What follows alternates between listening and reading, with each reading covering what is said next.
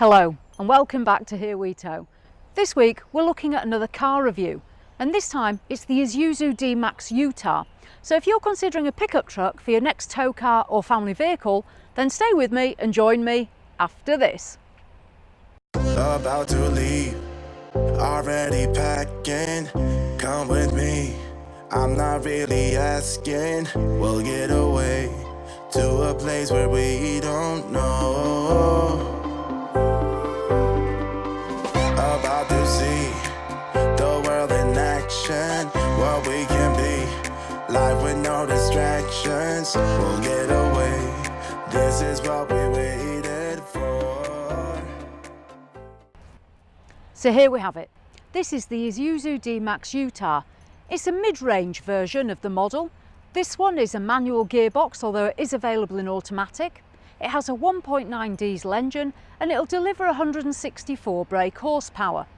The towing capability of this vehicle is immense. It will tow up to 3.5 tonnes.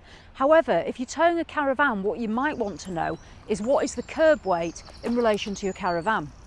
The curb weight on the Isuzu is not huge. It's 1,951 kilos. So what does that mean? It means an 85% match on this vehicle to your caravan is going to bring you in at around 1,650 kilos. If you want to tow a heavier caravan like our Isonzo at 1,750, then that would bring this up to a 90% match, which is still well within our insurance company's recommendation, which has a maximum of 95%, so it might be worth considering that. That being said, although the curb weight might not be massive, the payload is. This will take a total payload of just under 1,100 kilos, and if you're using it as a family car, you're very unlikely to ever reach that. So altogether, it's got great potential.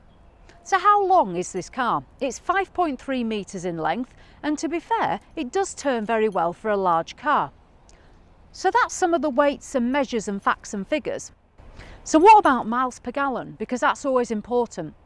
This vehicle on a combined cycle on paper will deliver 40 miles to the gallon in the manual gearbox and 36 in the automatic. And to be absolutely fair to it, we have found that it has delivered 40 miles to the gallon, which for a large vehicle, that is extremely good. Obviously towing, you're going to lose some of that, but that's the case with any car. So that's the facts and the figures. How much does it cost? This vehicle in the manual gearbox is going to set you back £31,000, which to be honest, that's fairly competitive, and that does include VAT. If you're a business user, you may well be able to claim that back because it is a commercial vehicle. So at £31,000 in the manual box, you do get a lot of car and capability for the money. Obviously it does have four-wheel drive and it does have hill descent. What I do like particularly about these Isuzu is for that money, you don't then get a massive list of additional options that add another £10,000 to the price. This model is available in 6 different paint colours. The only colour that's included in the price is white. The other 5 are metallics and they will cost you extra. Apart from that, this car is loaded with alloy wheels, it's got LED running lights, it's got satellite navigation, heated front seats, it has a manually electric folding wing mirrors, and it has the keyless entry and keyless start. So in terms of equipment, most of what you're going to want is already there in that money. Obviously you can have a tow bar fitted. This one's got a Witter, which is I presume the manufacturer's recommended tow bar, and you can never go wrong with a Witter. The nose weight on this is massive, 245 kilos. So no matter what caravan you strap to the back, you're going to be well within that. So we've had a look at what we're going to get. Let's have a little bit of a closer look at those features. I think what we'll do is we've seen the front and the chrome. Let's head round the back and have a look there. So here we are at the back end of the Isuzu. It's pretty good looking and it's certainly solid and chunky. And we can see here that they're very proud of the fact that they won Pickup of the Year 2019, which is quite an accolade. On this model, the Utah, you get a reversing camera, which is here. One thing we did notice when we reversed it back to the caravan was you couldn't actually see the tow bar. The bumper protrudes so much you couldn't see it for lining up, and that's something I do like. It does have reversing sensors as well on the rear, but not on the front. So let's open up the back and see our load area. One thing with this shelf is it's extremely heavy, and as a lady I've actually struggled to use it, so that's worth bearing in mind. As you can see, the load space is huge. If I was getting a pickup, I'd want a canopy on the back, because then it's much easier to store all your stuff, your shopping, your awning, your pets. With pickup trucks you can either buy a solid canopy, which is probably going to set you back around £2,000, or you can buy the roller shutter that rolls out and would come to the mid-length. They're options for looking after your load. Here it's fully lined. If it gets messy, it easily washes out. So as the back of a truck goes, it's an absolute whopper. Let's have a look down the side of the truck and then we'll have a look inside at the cab. So what do we get on the side? We get side sills or running boards, whichever you wish to call them. We have mud flaps. We've got some roof rails. We've also got the chrome wing mirrors with indicators.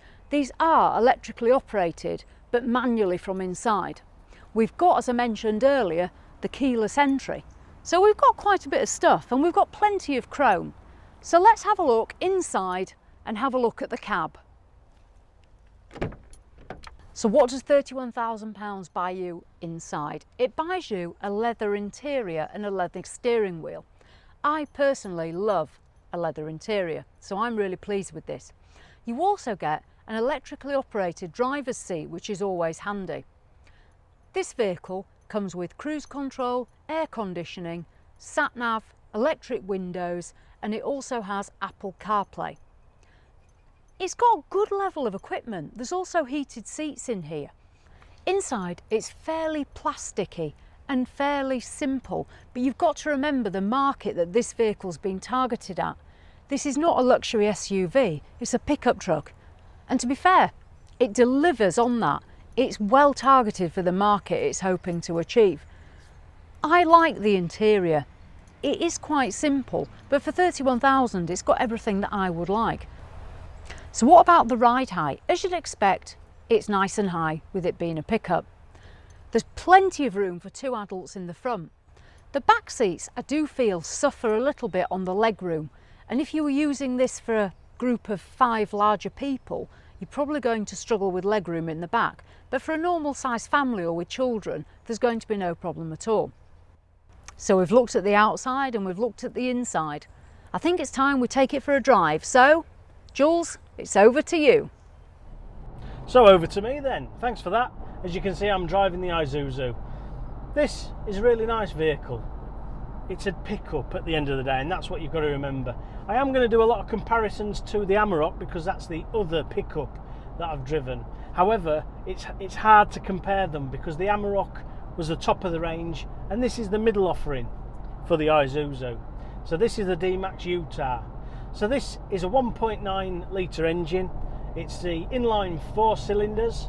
It's 168 PS at 3,600 revs per minute, and it's got a top speed of 112 miles an hour with a 0 to 60 of 12.7 seconds. So what does it get you? At the end of the day, I've driven this on a whole host of roads. I've driven it on motorways, I've driven it on A roads, B roads, dual carriageways. I've been on a whole range of roads, and to be fair, it performs really well. The gear ratio in the gearbox is specifically for, obviously, a pickup. So what I mean by that is I've been setting off in second gear because the torque is that high in it that I've only really used second, fourth and sixth using those roads. That gives me more than enough rev range to be able to take off from a standing start with nothing in the back, I hasten to add. Obviously if I had load in the back, then I'd need all that low end torque and grunt to be able to drive it. How it drives? Well, it's a lovely smooth ride. It's a little bit wallowy in the corners, I must admit, but it's responsive. It's been a long time since I've driven a manual, so that's something else that's just a little bit different that I've had to get used to as well in the comparison. The infotainment system, that, I've got to be honest, is really, really good. It's got the Apple Play, the Android Play all integrated into it, so you can plug your smartphone in and it automatically has that generic system that I'm so used to whilst using the Sanyong as well. So that's really good. The trim is very plasticky, but it serves a purpose. I'm going to reiterate, this is the middle of the range. You can wipe it down and it's clean. So what's more to say about that, apart from it has all the compartments you need. There's a dual glove box. In that dual glove box there's also the passenger airbag, so you've got all the safety features that you'd have before. You've also got keyless entry, you've got heated seats, and you've got the aircon system, which works really, really well. Because the twin cab is a smaller space, I've found, to heat than all the car, because you haven't got the boot as well. On a red hot day, which it is at the moment, it can get down to temperature, i.e. because I like it very low, very, very quickly, and that's really good. The ride height is fantastic. You've got good commanding view of the road, fairly good sized wing mirrors again not as big as the Amarok, I don't think, but they still give you a great view down the side of the road. Great extras, reversing camera, surround sound, which is above. It's all good. It's all good. It works really well. So a seamless system that integrates with itself really, really well. And you've also got, what I'd like to add is the controls that are on the steering wheel. So we have the volume and we have obviously cruise control. So you can set it even as a manual to set it on a cruise, and it'll just keep you gliding along on the motorway. So there you go. So that's everything that I need to cover for this. So thanks very much, and I will pass you back over to Karina. So we know how it drives on the road, but how does it tow? I'd love to be able to tell you, but unfortunately I can't, because sadly it's got the wrong tow ball on. When I asked Isuzu for an Alco tow ball, they said it did have one. Unfortunately, when it arrived it clearly didn't. Although it had the 13-pin socket, the ball was far too short. You may or may not know that an Alco ball should be around 60mm from halfway round the ball to the base. That's to allow your hitch to move properly, otherwise you can damage the hitch of your caravan. I've measured this one and it's 40mm, and I've also been in touch with Witter, who advised me it's definitely not for an Alco hitch. So I can't tell you how it tows, which is a bit of a shame. I can have a good idea of how it'll tow. What I would say is the 1.9 litre engine will probably be lacking in power for some of those gradients, and I can say that from experience of other vehicles with similar engines. Although it'll pull 3.5 tonnes, it's probably going to struggle at times. It may well feel underpowered. Don't be put off though, because I should imagine this tows very well. The length of it would suggest you're going to have stability. But again, for me, the curb weight at 1,951 kilos is a little bit lower than I'd like. However, once in there, I've got my passengers, I've got fudge, I've got an awning and my caravanning equipment. That weight should certainly make this a very good tow car. So I'm sorry, but I can't tell you how it goes. Let's have a summary at the front end. So what do we think to the Isuzu D-Max Utah? To be honest, for £31,000 in the pickup truck market, it offers a lot for the money. It's not as refined as the VW Amarok, but equally it's a lot less money. It really delivers, and if you are wanting to use it off-road as well, it's a very capable four-wheel drive vehicle. It's probably a little bit Marmite. I personally really do like this pickup truck for what it is, that being a pickup truck. The drive, it's on leaf springs, yes, it's quite bouncy, but that's what it's designed to do. The equipment though, it's all there, it all works. I've been really pleased with it, and I'd absolutely recommend it as a pickup truck vehicle. I'd want the canopy on it, and other than that, I don't think there's much else.